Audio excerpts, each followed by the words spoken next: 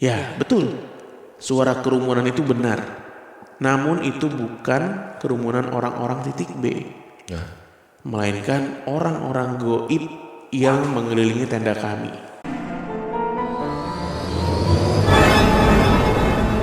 Oke, kembali lagi di YouTube channelnya PMK, masih di edisi yang sama. Dan sebelum kita mulai membacakan cerita dari teman Kliwon, jangan lupa untuk like dulu video Ya. ini. Jangan lupa juga untuk di-subscribe buat Betul. yang belum subscribe.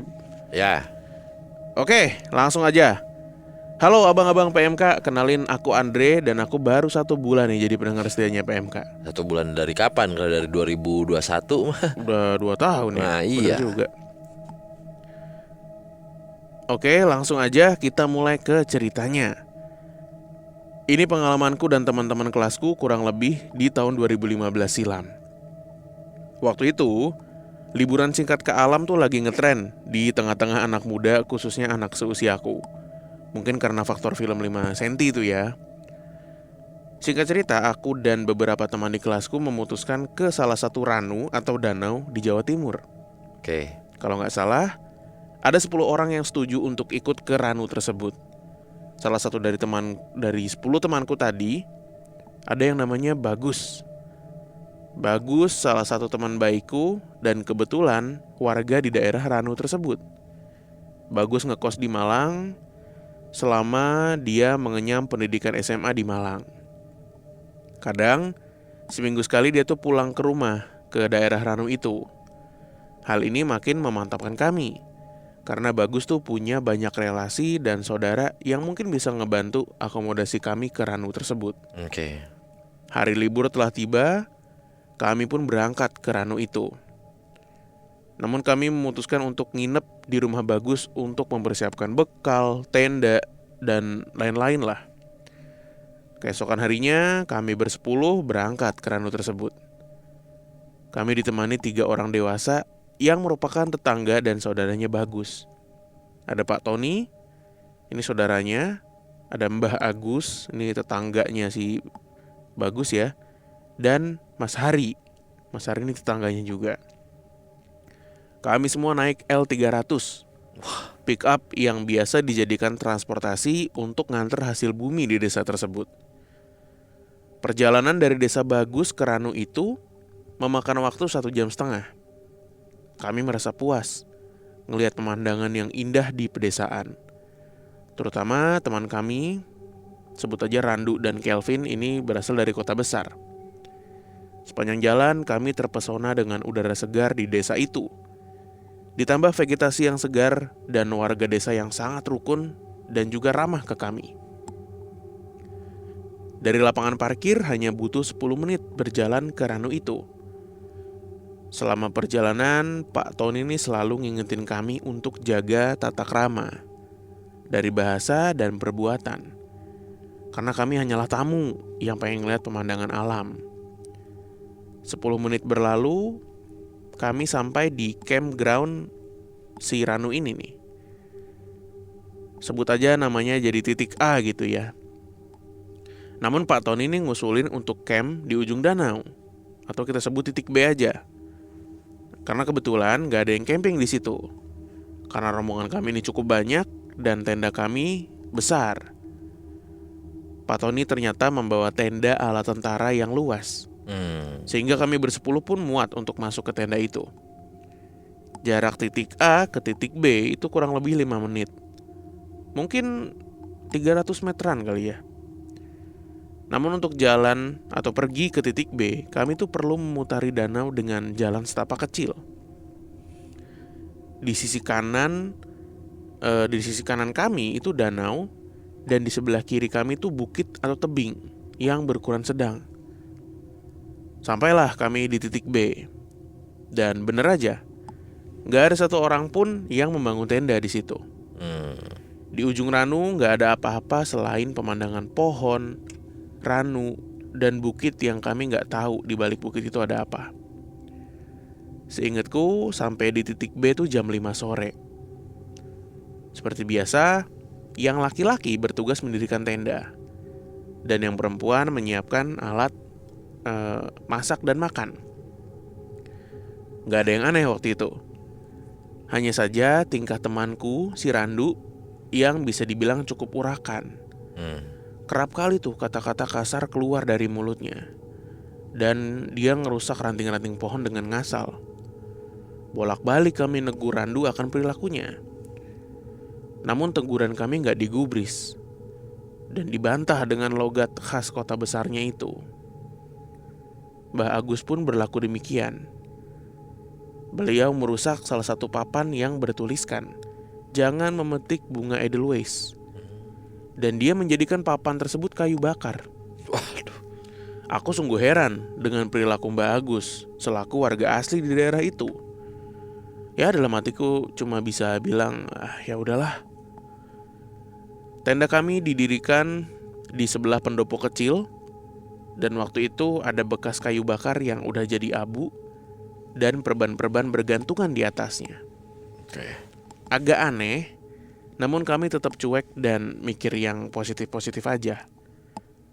Artinya ada yang ngebangun tenda dan nginep di sini gak lama sebelum kami. Matahari udah terbenam, kabut mulai turun, dan tenda udah berdiri. Makanan pun udah siap. Beberapa temanku kembali ke lapangan parkir. Kalau nggak salah ada senter yang ketinggalan. Aku dan pacarku saat itu, Cika namanya, berdiri di pinggir danau sambil ngobrol-ngobrol santai. Matahari udah nggak terlihat. Hanya senter di tanganku yang jadi alat penerangan. Saat itu jarak tenda ke pinggir danau kurang lebih 10 meter. Sambil ngobrol, aku kerap mengarahkan senterku ke arah Ranu, sambil melihat kabut di danau. Namun ekor mataku seperti menangkap sosok hitam di balik batu yang hanya berjarak 5 meter di depanku. Dan benar, saat aku ngelihat sosok itu, ia seperti tenggelam ke dalam tanah. Gerakannya begitu cepat, hingga aku gak sempat ngarahin senterku ke batu itu. Paling salah lihat kali ya, ujarku. Gak ada rasa takut saat itu. Hanya bulu kuduk yang berdiri. Mungkin refleks natural sebagai manusia kali ya. Malam itu kami menghabiskan waktu dengan ngobrol, makan, dan juga bersenda gurau. Badan sudah mulai letih, dan satu persatu dari kami tidur. Posisi tidur kami 2 saf, 5 orang di kiri, 5 orang di kanan. Dengan urutan tuh tidur cowok cewek dan seterusnya. Pak Tony, Mbah Agus, dan Mas Hari tidur di pendopo sebelah tenda. Makin malam, angin makin kencang. Aku pun terbangun karena suara tenda yang ribut terkena angin. Saat terbangun, aku mendengar suara keramaian, seperti berada di tengah-tengah kerumunan. Anehnya, aku gak bisa menangkap kata-kata mereka. Layaknya orang-orang yang berbahasa asing, namun dengan logat lokal. Aku mikir, mungkin ini orang-orang di titik A sedang mampir ke titik B. Aku menoleh ke kanan, melihat Cika tidur namun dalam kondisi yang tidak tenang. Bola matanya bergerak di balik kelopaknya, sambil menggertakkan giginya. Saat itu aku sedikit panik. Di tengah suara gemuruh angin dan ramai orang, bikin aku jadi bingung sebenarnya apa nih yang terjadi. Aku gak kepikiran sama sekali untuk ngecek jam berapa. Aku berasumsi saat itu mungkin jam 9 atau 10. Karena aku ngerasa cuma ketiduran sebentar. Cika tiba-tiba bangun. Dengan mata melotot, dia ngeliat aku sambil bilang, "Kamu denger itu?" "Denger? Ngapain ya orang-orang titik B main kesini? Ganggu aja." Aku dan Cika diam sejenak. Ia cerita barusan aja dia mengalami mimpi aneh dan badannya terasa panas. Ya saat itu si Cika nih memang sedang datang bulan. Aku gak tahu apakah faktor ini mempengaruhi kejadian-kejadian yang janggal tadi. Gak lama kemudian kami berdua mendengar suara yang sangat aneh.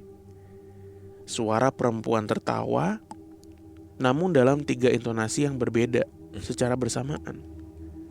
Wah, tapi suara perempuan gitu ya. Suaranya tuh menggaung dari kejauhan. Kami membisu, sementara suara gemuruh dan keramaian tetap berlanjut. Aku memberanikan diri untuk melihat apa yang sebenarnya terjadi di luar tenda. Namun Cika menahanku. Kami memaksakan kembali untuk tidur. Sekitar jam 1, tiba-tiba saja Pak Tony masuk tenda kami. Menendang kaki kami satu persatu, seperti membangunkan sambil ngajak. Ayo yang mau kopi, energen, ngeteh. Terus dia keluar begitu aja. Beberapa temanku hanya duduk dan ngelihat Pak Tony, lalu kembali tertidur. Gak ada yang menerima ajakan Pak Tony malam itu. Gak lama kemudian, salah satu teman kami, sebut aja Vino, dia ini tidur di ujung tenda, dekat pintu. Vino mengalami hipotermia. Suhu saat itu mungkin 6-7 derajat Celcius. Vino badannya gemuk, rasanya agak aneh kalau dia terkena hipotermia. Sontak kami semua bangun dan mencoba memeluk Vino agar ia merasa hangat. Untuk mencairkan suasana yang tegang, Bagus mengajak kami keluar untuk melihat bintang. Dan memang betul, saat itu kami bisa melihat Milky Way dengan taburan bintang saat itu. Langit bersih banget, bebas dari polusi kota lah. Masih mencoba ngelupain kejadian-kejadian aneh tadi, aku dan Cika pun tidur. Keesokan harinya, beberapa teman ingin menceritakan hal-hal yang mereka rasakan. Namun Bagus bersikeras untuk nyuruh semua rombongan tuh nyimpen cerita itu.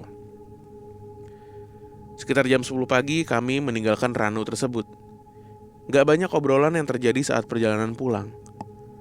Mungkin karena secara fisik kami sudah agak lelah dan ngantuk.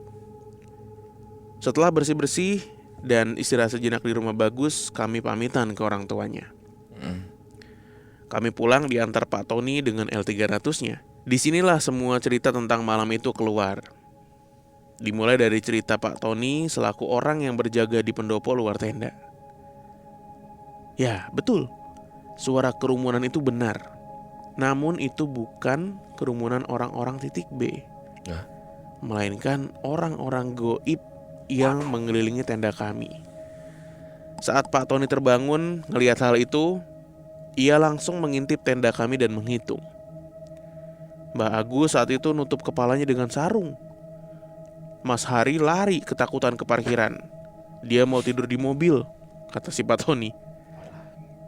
Tak hitung arek-arek yang ada di dalam tenda. Loh kok 11? Walah.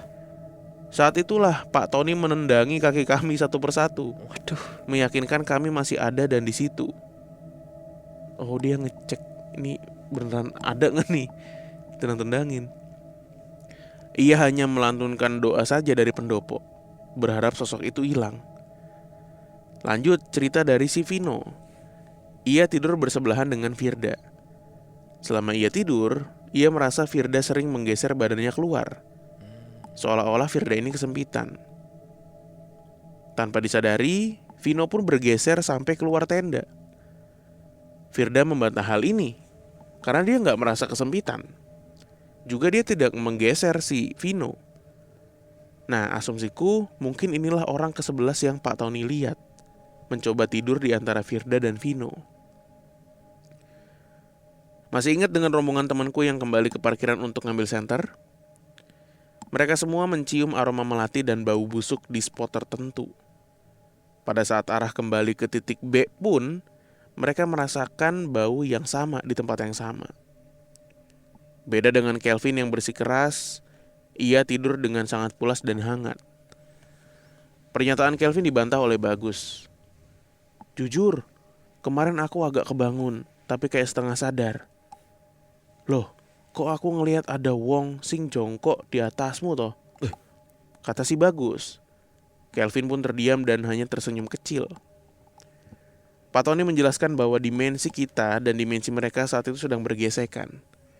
Ada kemungkinan tenda kami terlihat di dimensi mereka, dan mungkin menimbulkan keramaian di dimensinya mereka. Ditambah beberapa vegetasi dan kondisi lingkungan yang mungkin berubah karena ulah urakan Randu dan Mbah Agus yang nebang ngerusak pohon sembarangan. Syukurnya setelah kejadian ini gak ada dari kami yang sakit atau mengalami hal-hal ganjil. Segitu aja cerita pengalamanku di Ranu. Maaf bila terlalu panjang dan membosankan ya. Salam dari aku, Andre. Andre. Wah, opo, pas banget opo. Ada apa Bagus dan Malang nih? Lagi ya. Tadi di Spotify kita habis cerita tentang Pak D Bagus. Pak D Bagus dari Malang yang ternyata ngilmu. Kali ini Bagus warlock nih, warga lokal. Mahasiswa, tapi dia gak aneh-aneh. Tapi aneh juga sih cerita ini. Kenapa? Warga lokalnya malah ini ya. Oh iya, si Mbah Agus. Padahal tadi dibilang warga lokalnya ramah-ramah. Mungkin ini tipikal ini Le. Kan pasti ada aja ya tipikal warga lokal yang so rebel gitu loh. Enggak. Ada bro. Tetap kalau Ada. lo tahu Ranu atau danau atau sebuah tempat itu kusuk gitu ya. Bukan kusuk tapi sakral gitu. Tipikal warlock di Jakarta mungkin iya. Tapi kalau di warlock di Dallas sampai detik ini tetap menjaga. Sebengis-bengisnya gue setiap tahun balik kampung gitu adalah yang minumnya ciu terus gitu ya, main judi, main apa. Tapi kalau udah berhubungan dengan culture atau budaya setempat, mereka tetap menjunjung tinggi. Ya, sayangnya begitu. Iya. Ini agak Tapi anomali nih. Ya, ada aja tapi nih orang-orang begini nih. Kecuali memang dia pengen show off aja. Karena dia baru pertama bawa rombongan atau Bisa. diikutkan. Bener kan ya? Iya, si iya. siapa? Bagus. Bukan Mbah Agus ini. Tapi kan Mbah Agus bukan warga lokal dong. Warga lokal. Warga lokal. Kan 3 orang itu kan warga lokal. Ada yang tetangganya, ada yang pamannya. Pokoknya 3 orang ini ibaratnya kayak guide lah. Tapi tetap 1,5 jam. Apanya nih? Ikut L300 tadi kan? Iya, nemenin kan. Oke. Nah itu maksud gue. Yang gue kira warga lokal tuh gue kira tuh warga sekitaran si Ranu itu. Oh enggak.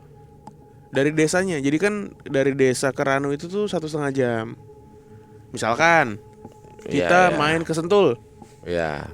Ya kan. Nah orang Jakarta kan ibaratnya deket ke situ kan. Ngerti gak lo? Ya berarti mungkin si Mbah Agus ini oke lah lokal sekitar situ ya, 1,5 jam dari situ. Bukan orang Ranunya. Nah berarti yang jelas bisa terjadi kayak gitu. Bengal. Kecuali orang Ranunya. Iya. Gitu. Misalnya lo 1 jam dari Trunyan tapi lo bukan orang Trunyan gitu. Iya kayak gitu aja. Mungkin ada beberapa pantangan yang nggak tahu gitu. Atau ya emang bodoh amat gitu. Mungkin buat orang sini matters, buat gue ya kagak. Nilai-nilai yang gue percaya beda. Nah ya itu, karena dia bukan orang asli daerah situ. Mungkin ya daerah seputaran situ lah. Gitu. Karena kalau itu orang daerah situ agak anomali karena gak biasanya begitu gitu. Lo udah pasti tahu harus ngapain. Gitu sih. Tapi gue ngebayangin si Ranunya ini enak banget sih buat nginep-nginep gitu ya. Dibanding kita harus naik gunung yang bener-bener capek banget gitu ya. Ini kayak di mungkin 3/4 di bawah kali ya. Gua nggak tahu. Di danau gitu. Karena ini naik L300 Pak. Kalau nggak naik L300 dan nggak ada jalur mobil, tetap lama Pak. Ini 1,5 jam naik mobil. Naik L300 saya 1,5 jam. Dan kondisinya kan tadi banyak vegetasi, mungkin tetap naik Pak. Iya, tapi ada jalur naik gunung. Yakin lo nggak naik gunung? Yakin gue. Orang L300 mesti naik. Lu pernah naik gunung gak sih? Ya tapi kan nggak begini. Tapi kan kayak di Temanggung aja kan. Kayak lu ibaratnya ke kaki gunung aja. Iya. Gitu. Terus kayak gunung Pancar lah ibaratnya. Iya. Nah, tapi ini udah danau nih. Ya kayak Sentul aja kan. Sentul ada danau. Nah, Sentul kan nggak sedingin ini. Iya. Ini kan 5 sampai 6 derajat kan. Lumayan dingin lah berarti. Di mana? Di sini. Gunung aja nggak sampai 5 sampai 6 derajat. Sampai Pak. Sampai ya. Sampai. Berarti gunung. Bisa minus. Iya sih. Ranu Kumbolo tuh berapa derajat? Aduh, gue belum pernah lagi. Ya mungkin segitulah kalau tengah malam. Atau gunung-gunung yang kayak danau danau apa tuh yang ikan yang nggak boleh dipakai. Rata-rata gunung itu sih. Yang di Lombok tuh. Kelimutu? Yang Kelimutu mah Rinjani. Ya Rinjani ya. Iya. Di sono. Tapi tetap ini sih, ini daerah tinggi. Tapi ada jalur mobil gitu. Iya, dan bukan mendaki yang trekking panjang, hiking gitu enggak. Masih Ranu lah. Mungkin ada jalur hiking. Tadi kan dia bilang dari parkiran ke Ranunya cuma 10 menit jalannya. Berarti kayak ke Curug aja ibaratnya. Atau sebenarnya memang ini naik harusnya ada daki. Jadi maksudnya ada jalur pendaki. Jadi ketika dia naik mobil gitu, udah 2 hari ya, dadah gitu dia naik ngeledek. Jadi di rombongan 4 jam nih, sejam doang naik mobil. Gitu kan. Aneh kalian. Lalu goblok. Lah, bisa aja buat hiking, Pak. Agak. Jalur pendakian nggak mungkin sama jalur mobil. Ya goblok orang yang daki berarti. Lah kok ketemu jalur mobil ya? Oh bisa ya naik begini ya? Aduh, bisa ya? Kita jalan kaki udah 5 jam. 5 jam? Ada yang 300. Itu mah itu mah Ciwidey anjir. Diledekin. Aneh. Ayo kita harus ke Ranu. Kita mau menginap di sana. Siap. Jalan. Nanti kamu dari pos 1. Siap. Ya siap. Nanti kita gantian pos 2. Siap. Wah lelah sekali. Capek. Kita masak Indomie dulu. Mau sampai tempat. Berapa lama lagi? Tenang, ayo kuat. 1 jam lagi. Ini kita latihan fisik selama ini untuk hari ini kawan-kawan. Ngocok kopling tuh. Iya kan. Kalian dengar sesuatu nggak? Udah jangan digubris. Suara apa itu? Ingat. Jangan selalu ngegubris, ya. Jangan dibicarakan di sini. Dibicarakan di sini, ya. Bunyi gitarnya yang Loh, kok jalur mobil? Ada tadi tuh Simba Agus. Tolol. Bisa naik L300. Ngapain ngide daki gunung? Orang sampai jalan kaki ya. Aduh, Lon. Itu kan sama aja Jakarta Bogor jalan kaki. Jakarta Bogor cuma sejam. Lucu banget ya. Bawa carrier. Terus nanjak gitu. Ayo kita bisa. Jangan diomongin di sini. Kamu denger gak? Ngocok kopling.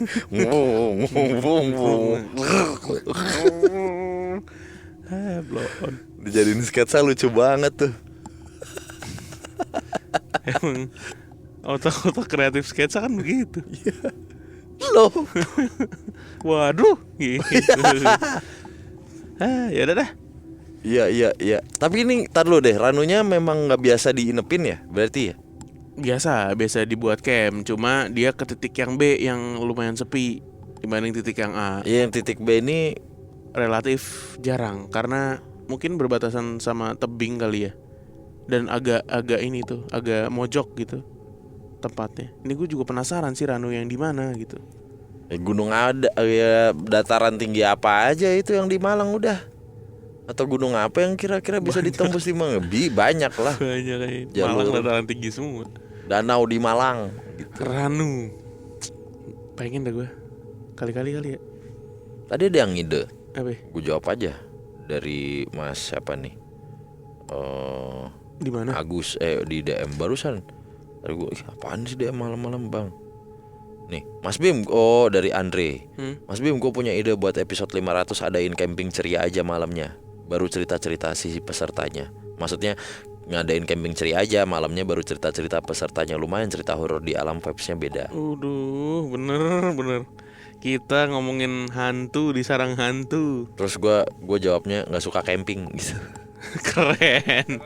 Keren.